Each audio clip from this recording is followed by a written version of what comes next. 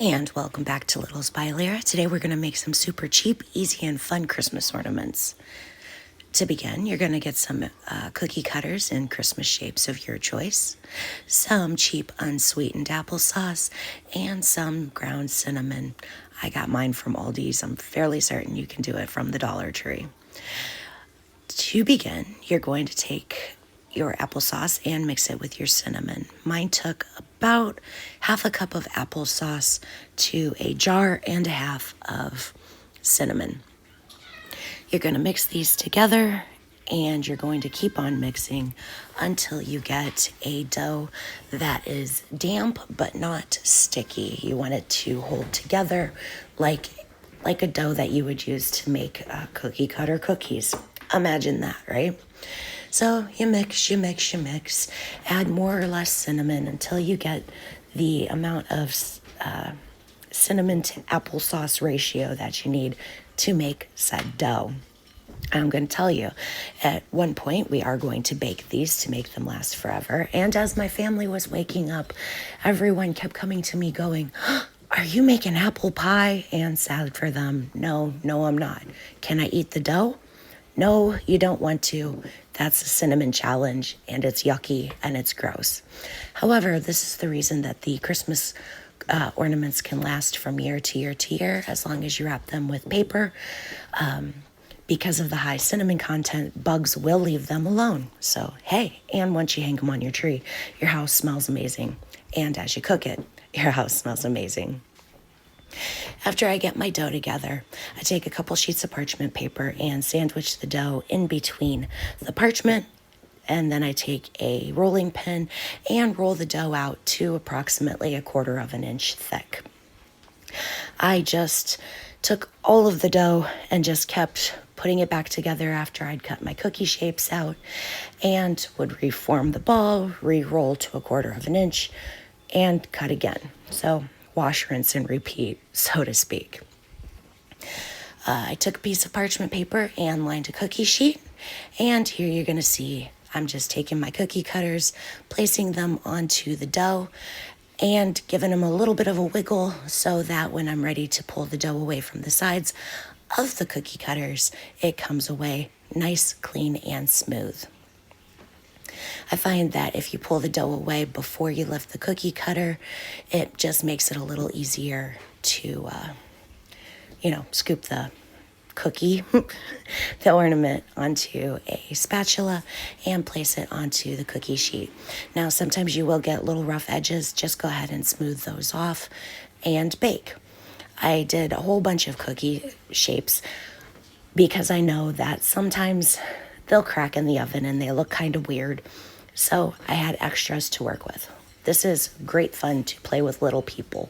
Obviously, don't let them play with the oven.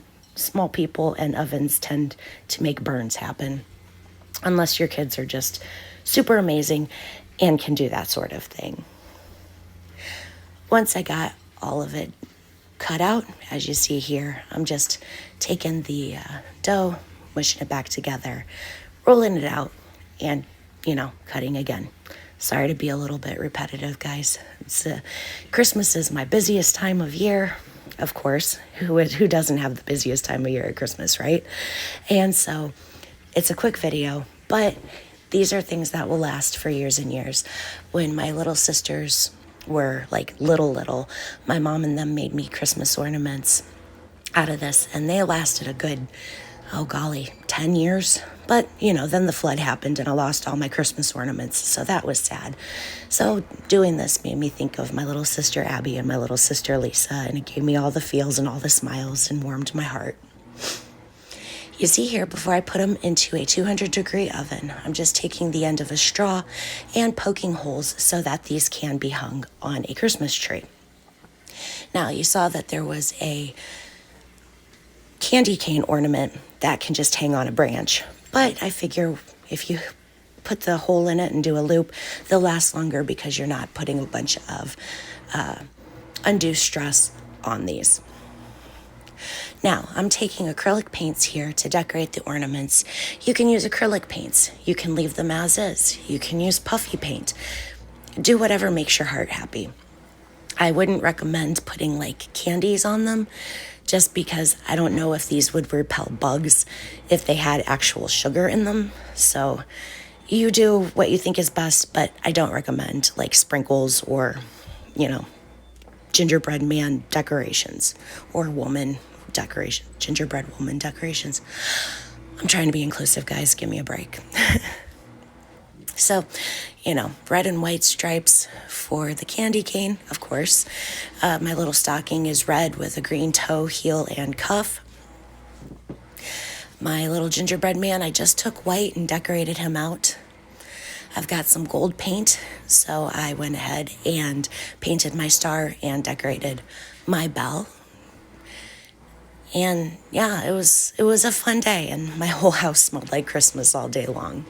Finally, I took some lace ribbon. You can use rat tail, you can use embroidery floss, you can use a shoestring, whatever you have on hand. Just, you know, this is going on your tree, so match your decor. Once the paint on the ornaments was dry, I threaded the ribbon through the top and tied it off in a loop, as you can see here. You may need to pinch the tips together to get it to go through the hole, or you can thread it on a dowel needle if you need to. And here you go. I hope you enjoyed. All right, I'll try to get another video out this week, but no promises. Merry Christmas.